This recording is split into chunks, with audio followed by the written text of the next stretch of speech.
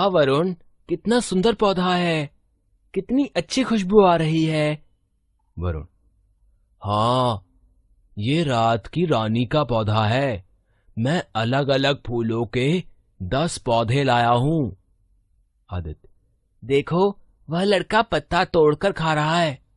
वरुण, हाँ, नीम के पत्ते खाने से अनेक बीमारियां दूर हो जाती हैं। आदित्य, मेरी दादी भी कहती है कि नीम बीमारी भगाने वाला पेड़ है।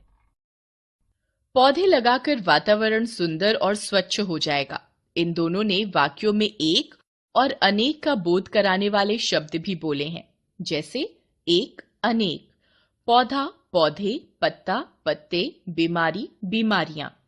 संख्या का बोध कराने वाले ये शब्द वचन कहलाते हैं।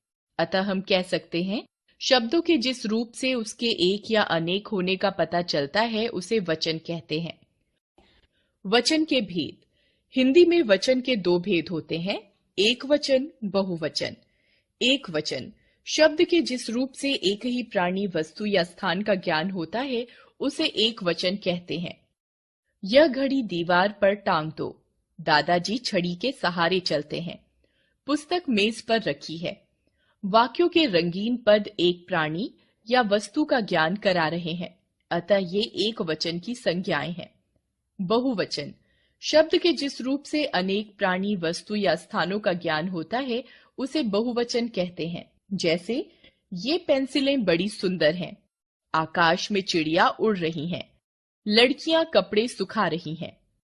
वाक्यों में रंगीन पदों से पेंसिलें, चिड़िया, लड़कियां और कपड़े से इनके संख्या में अनेक होने का पता चल रहा है, अतः ये बहुवचन की संज्ञाएं हैं। वचन की पहचान।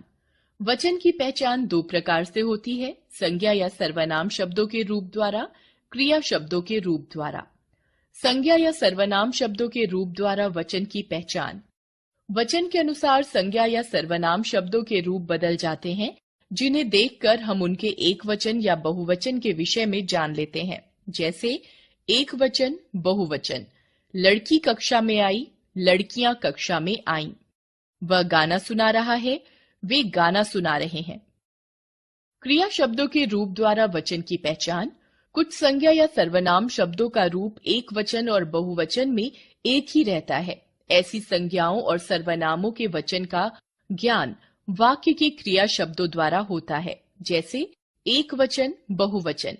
मजदूर सड़क बना रहा है, मजदूर सड़क बना रहे हैं। बाहर कौन खड़ा है, बाहर कौन खड़े हैं। वचन परिवर्तन, एक वचन से बहुवचन के कुछ नियम। अकारांत स्त्रीलिंग शब्दों के अ को ए में बदलकर एक वचन, बहुवचन। बेल, बेलें, सड़क, सड़कें, दीवार, दीवारें, मेज, मेजें, कलम, कलमें, भैंस, भैंसें, नहर, नहरें, बात, बातें। इकारांत स्त्रीलिंग शब्दों में या जोड़कर पंक्ति, पंक्तियां, समिति, समितियां, जाति, जातियां, नीति, नीतियां, निधि, निधियां। इकारांत स्त्रीलिंग शब्दों के ई के स्थान पर ई करके तथा या जोड़कर स्त्री, स्त्रियां, तितली, तितलियां, साड़ी, साड़ियां, दवाई, दवाइयां, पत्नी, पत्नियां, बेटी, बेटियां, देवी, देवियां, मिठाई, मिठाइयां, मक्खी, मक्खियां, रोटी, रोटियां। आकारांत स्त्रीलिंग शब्दों में ए जोड़कर गाथा, गाथाएं, भावना, भावनाएं, विद्या, विद्याएं, कथा, कथाएं, रचना, रचनाएं। उकारांत, उकारांत व औकारांत स्त्रीलिंग शब्दों में ए जोड़कर बहु, बहुएं, धेनु, धेनुएं, गौ, गौएं। या को या में बदलकर गुड़िया, गुड़िया, बुढ़िया, बुढ़िया, चिड़िया, चिड़िया। आकारांत पुल्लिंग शब्दों के आ को ए में बदलकर गड्ढा, गड्ढे, कौआ, कौवे।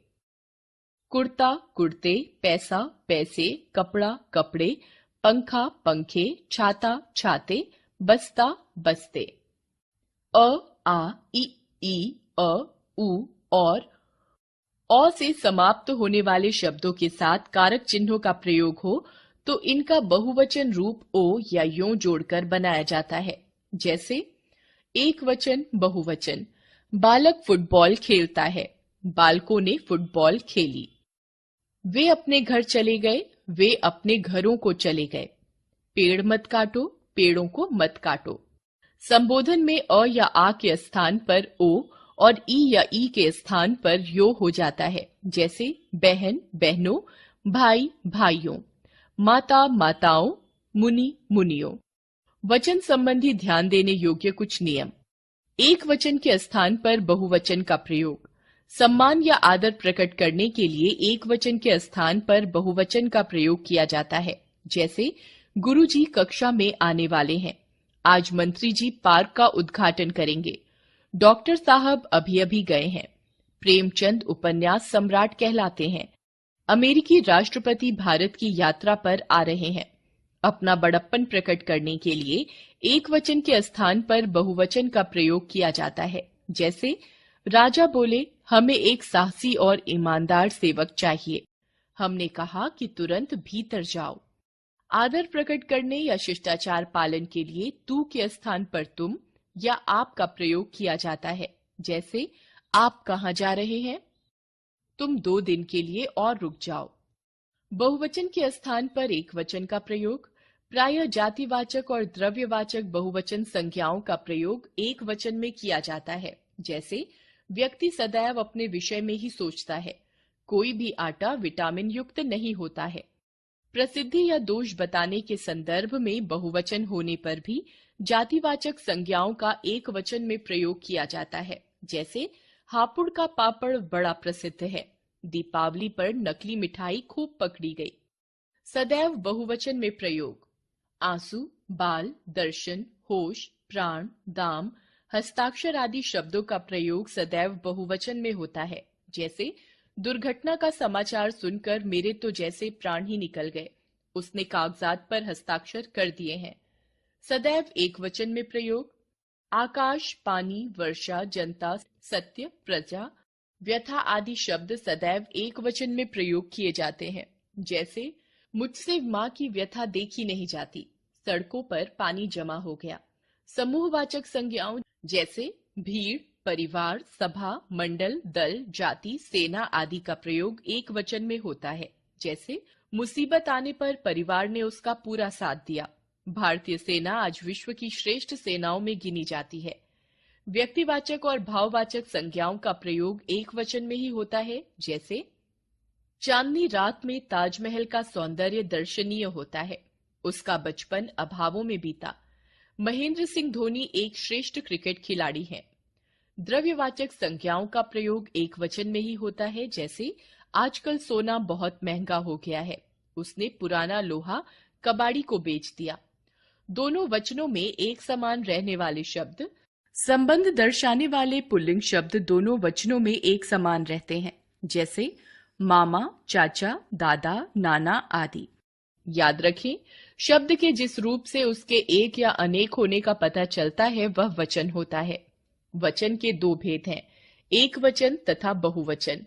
वचन की पहचान संज्ञा, सर्वनाम शब्दों के रूप और क्रियापदों के प्रयोग से होती है। आदर प्रकट करने के लिए एक वचन के स्थान पर बहुवचन का प्रयोग होता है। जातिवाचक और द्रव्यवाचक संज्ञाएं अपनी पूरी जाति का ज्ञान कराती हैं, किंतु उनका प्रयोग बहुवचन में न होकर एक वचन में होता है। समूहवाचक संज्ञाएं एक वचन में प्रयुक्त होती हैं। द्रव्यवाचक संज्ञाएं एवं भाववाचक संज्ञाएं एक वचन में प्रयोग की जाती हैं। संबंधवाचक पुल्लिंग शब्द दोनों वचनों में एक समान रहते हैं। वचन परिवर्तन के नियमों द्वारा एक वचन से बहुवचन बनाए जाते हैं।